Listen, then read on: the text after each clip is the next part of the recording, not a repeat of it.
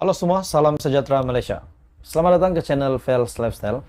Kita kembali dengan satu isu yang sangat menarik hari ini, berkaitan dengan setelah Anwar Ibrahim menjadi Perdana Menteri, sudah pasti manifesto yang telah disampaikan sewaktu PRU15 dulu sudah pasti dituntut oleh ramai orang. Saudara-saudara, tuan-tuan dan puan-puan, ada satu perkembangan terkini ataupun satu tuntutan, saya rasa tuntutan, ataupun mungkin kalau ini dari parti lawan, adakah ini kita boleh sebut sebagai ugutan.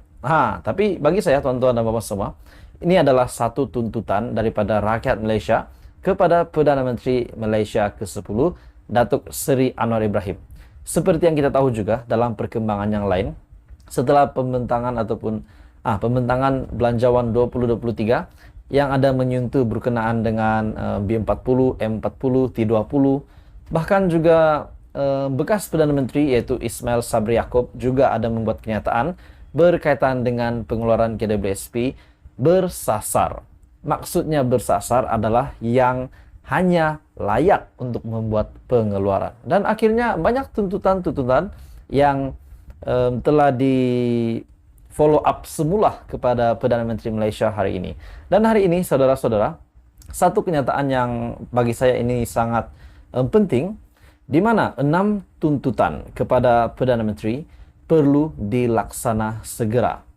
6 tuntutan kepada Perdana Menteri, kepada kerajaan melalui nota kepada Perdana Menteri Malaysia ke-10, Datuk Seri Anwar Ibrahim, perlu diberi perhatian dan dilaksana secepat mungkin, meskipun setiap cadangan pembaharuan tersebut perlu diimplementasikan secara berperingkat melalui proses perundangan tertentu.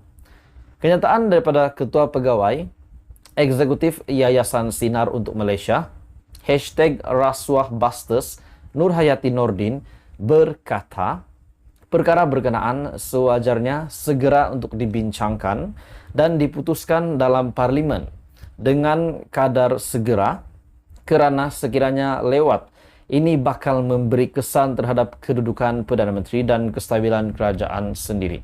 Jadi tuan-tuan dan puan semua, bagi saya kenyataan daripada Ketua Pegawai Eksekutif Yayasan Sinar yaitu Rasuahbusters, yaitu individu yang bernama Nur Hayati Nordin. Kenyataan ini bagi saya satu peringatan yang baik untuk Perdana Menteri Malaysia ke-10. Disebabkan ini menyentuh berkenaan dengan status Perdana Menteri Malaysia ke-10 dan juga berkenaan dengan kestabilan kerajaan Malaysia hari ini. Sebahagian besar daripada tuntutan tersebut bukanlah perkara baharu yang diutarakan oleh rakan gabungan Rasuahbusters sejak beberapa tahun yang lepas. Ini bermakna dengan kehendak politik serius, maka reformasi yang dituntut akan boleh dilaksanakan dalam tempoh terdekat. Dan perkara itu juga harus segera untuk dibangkitkan, dibincangkan, dan diputuskan dalam parlimen dengan segera, kerana sebarang kelewatan akan memprejudiskan kedudukan Perdana Menteri dan kestabilan kerajaan sendiri. Jadi saya sangat setuju dengan kenyataan daripada Ketua Pegawai Eksekutif Yayasan Sinar, yaitu Nur Hayati Nordin. Ini sebagai peringatan kepada Perdana Menteri Malaysia yang ke-10. Jadi tuan-tuan dan puan semua, apa komen Anda? Teruskan bersama di dalam channel ini. Jangan lupa bantu kembangkan channel ini dengan menekan butang like, share, dan juga subscribe. Ikuti perkembangan politik yang seterusnya. Salam sejahtera Malaysia, tuan-tuan dan puan-puan semua. Satu isu yang hangat hari ini yang saya nak sampaikan kepada Anda, satu isu yang menjadi perbualan ramai orang.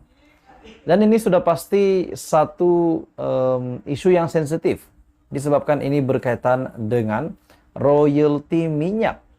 Ini memang sudah menjadi satu, bagi saya, perbahasan kepada ramai rakyat Malaysia.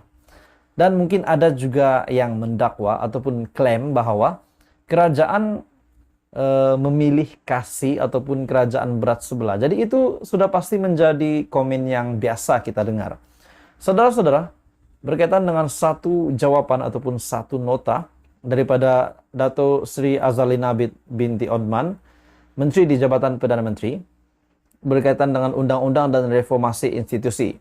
Saya mengambil maklumat ini melalui entry daripada Twitter Raja Petra bin Raja Kamarudin, di mana caption daripada entry Twitter RPK, yaitu beliau berkata, langkah pertama untuk Kerajaan Persekutuan membatalkan royalti minyak. Royalti minyak untuk negeri Terengganu dan Kelantan. Tapi negeri Sabah dan Sarawak tidak akan dibatal. Jadi ini kenyataan daripada Raja Petra bin Raja Kamarudin dengan melampirkan satu gambar ataupun jawapan nombor soalan 47. Jawapan YB Dato Sri Azalina binti Othman Said, Menteri di Jabatan Perdana Menteri, Undang-Undang dan Reformasi Institusi.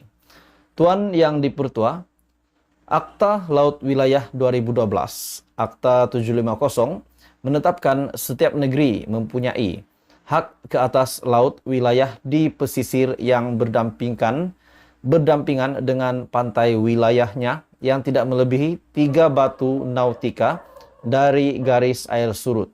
Oleh yang demikian, perjanjian pembayaran wang tunai ataupun cash payment agreement yang ditandatangani antara Petronas dan Kerajaan Negeri Kelantan dan Terengganu memperuntukkan Kerajaan Negeri Kelantan dan Terengganu boleh diberi pembayaran tunai sebanyak 5% untuk petroleum yang didapati dan diperolehi won and save di Kelantan dan Terengganu dalam jarak 3 batu nautika dari garis air surut. Nomor 2. Namun, Petronas tidak pernah menyalurkan hasil petroleum secara langsung kepada negeri Kelantan dan Terengganu selama ini, kerana kedudukan medan pengeluaran adalah terletak di luar 3 batu nautika dari garis air surut wilayah negeri Kelantan dan Terengganu. Nomor 3, walau bagaimanapun, Kerajaan Persekutuan melalui Kementerian Kewangan telah menyalurkan wang esan kepada negeri-negeri terdekat dengan kawasan pengeluaran termasuk negeri Kelantan dan Terengganu bagi melaksanakan projek dan program untuk manfaat rakyat di negeri berkenaan. Sekian, terima kasih. Itu adalah kenyataan dari Menteri di Jabatan Perdana Menteri, Undang-Undang dan Reformasi Institusi. Dan perkara ini dikongsi di entry terbaru Raja Petra bin Raja Kamarudin dengan caption, langkah pertama untuk Kerajaan Persekutuan membatalkan royalti minyak untuk negeri Terengganu dan Kelantan, tapi negeri Sabah dan Sarawak tidak akan dibatal. Dan pada akhirnya banyak netizen ataupun rakyat Malaysia komen di ruangan komen di entry terbaru Twitter Raja Petra. Ada juga berpendapat bahawa Azalina patuh pada undang-undang, bukan mahu menindas mana-mana pihak. Ada juga kata Raja Petra sibuk. Ada juga komen bahawa Raja Petra kenapa royalti untuk negeri Sabah dan Sarawak tidak akan dibatalkan. Jadi akhirnya ini menimbulkan persoalan ramai orang. Jadi tuan-tuan dan puan semua, berkaitan dengan royalti minyak untuk negeri Terengganu dan Kelantan dan juga status untuk negeri Sabah dan Sarawak, apa komen anda? Teruskan bersama di dalam channel ini untuk perkembangan politik yang seterusnya. Jangan lupa bantu channel ini dengan menekan butang like, share dan subscribe.